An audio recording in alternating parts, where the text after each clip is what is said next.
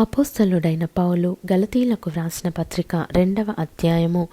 అటుపిమ్మట 14 సంవత్సరములైన తరువాత నేను తీతును వెంటబెట్టుకొని బర్నబాతో కూడా యెరూషలేమునకు తిరిగి వెళ్ళి తిని, దేవదర్శన ప్రకారమే వెళ్ళి తిని, మరియు నా ప్రయాసము వ్యర్థమవునేమో లేక వ్యర్థమైపోయినదేమో అని నేను అన్యజనులలో ప్రకటించుచున్న సువార్తను వారికిని ప్రత్యేకముగా ఎన్నికైన వారికిని విశదపరచితిని. అయినను నాతో కూడానున్న తీతు గ్రీసు దేశస్థుడైనను అతడు సున్నతి పొందుటకు బలవంత పెట్టబడలేదు. మనలను దాసులుగా చేసుకొనవలెనని క్రీస్తు యేసు వలన మనకు కలిగిన మన స్వాతంత్ర్యమును వేగుచూచుటకు రహస్యముగా తేబడి దొంగతనముగా ప్రవేశించిన కపట సహోదరుల వలన జరిగినది. సువార్త సత్యము మీ మధ్యను నిల్చున్నట్లు మేము వారికి ఒక్క గడియ అయినను లోబడుటకు ఒప్పుకొనలేదు. ఎన్నికైన వారుగా ఎంచబడిన వారి యొద్ద నేనేమీ నేర్చుకొనలేదు.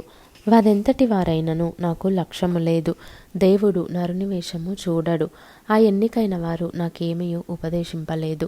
అయితే సున్నతి పొందిన వారికి బోధించుటకై సువార్త పేతురుకి ఎలాగూ అప్పగింపబడెనో అలాగూ సున్నతి పొందని వారికి బోధించుటకై నాకు అప్పగింపబడెనని వారు చూచినప్పుడు, అనగా సున్నతి పొందిన వారికి అపోస్తలుడవుటకు పేతురునకు సామర్థ్యము కలుగజేసిన వాడే అన్యజనులకు అపోస్తలుడనవుటకు నాకును సామర్థ్యము కలుగజేసినని వారు గ్రహించినప్పుడు, స్తంభములుగా ఎంచబడిన యాకోబు, కేఫా, యోహాను అనువారు నాకు అనుగ్రహింపబడిన కృపను కనుగొని, మేము అన్యజనులకును తాము సున్నతి పొందిన వారికిని అపోస్తలులుగా ఉండవలెనని చెప్పి తమతో పాలివారమనుటకు సూచనగా నాకును బర్నబాకును కుడి చేతిని ఇచ్చిరి. మేము బీదలను జ్ఞాపకము చేసుకొనవలెనని మాత్రమే వారు కోరిరి. అలాగు చేయుటకు నేనును ఆసక్తి కలిగి ఉంటిని. అయితే కేఫా అంతియొకయు వచ్చినప్పుడు అతడు అపరాధిగా తీర్చబడెను గనుక నేను ముఖాముఖిగా అతనిని ఎదిరించి తిని.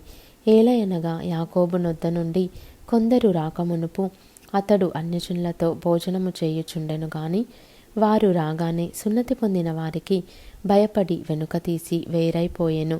తక్కిన యూదులను అతనితో కలిసి మాయవేషము వేసుకొనిరి గనుక బర్నబా కూడా వారి వేషధారణము చేత మోసపోయెను.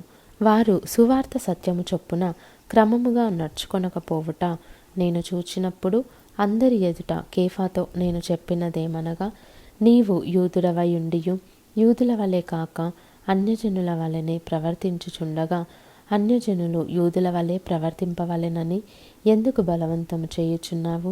మనము జన్మము వలన యూదులమే గాని అన్యజనులలో చేరిన పాపులము కాము. మనుష్యుడు యేసుక్రీస్తునందలి విశ్వాసము వలననే గాని ధర్మశాస్త్ర సంబంధమైన క్రియల మూలమున నీతిమంతుడుగా తీర్చబడడని ఎరిగి మనమును ధర్మశాస్త్ర సంబంధమైన క్రియల మూలమున గాక క్రీస్తునందలి విశ్వాసము వలననే నీతిమంతులమని తీర్చబడుటకై యేసుక్రీస్తునందు విశ్వాసముంచి ఉన్నాము. ధర్మశాస్త్ర సంబంధ క్రియల మూలమున ఏ శరీరియు నీతిమంతుడని తీర్చబడడు గదా. కాగా మనము క్రీస్తునందు నీతిమంతులమని తీర్చబడుటకు వెదకుచుండగా మనము పాపులముగా కనబడిన ఎడల ఆ పక్షమందు క్రీస్తు పాపమునకు పరిచారకుడాయన అట్లా అనరాదు. నేను పడగొట్టిన వాటిని మరలా కట్టిన ఎడల నన్ను నేనే అపరాధినిగా కనుపరుచుకొందును గదా. నేనైతే దేవుని విషయమై జీవించు నిమిత్తము ధర్మశాస్త్రము వలన ధర్మశాస్త్రము విషయమై చచ్చిన వాడనైతిని. నేను క్రీస్తుతో కూడా సిలువ వేయబడి ఉన్నాను. ఇకను జీవించువాడను నేను కాను, క్రీస్తే నా యందు జీవించుచున్నాడు. నేనిప్పుడు శరీరమందు జీవించుచున్న జీవితము నన్ను ప్రేమించి నా కొరకు తన్ను తాను అప్పగించుకొనిన దేవుని కుమారుని అందలి విశ్వాసము వలన జీవించుచున్నాను. నేను దేవుని కృపను నిరర్ధకము చేయను. నీతి ధర్మశాస్త్రము వలననైతే ఆ పక్షమందు క్రీస్తు చనిపోయినది నిష్ప్రయోజనమే.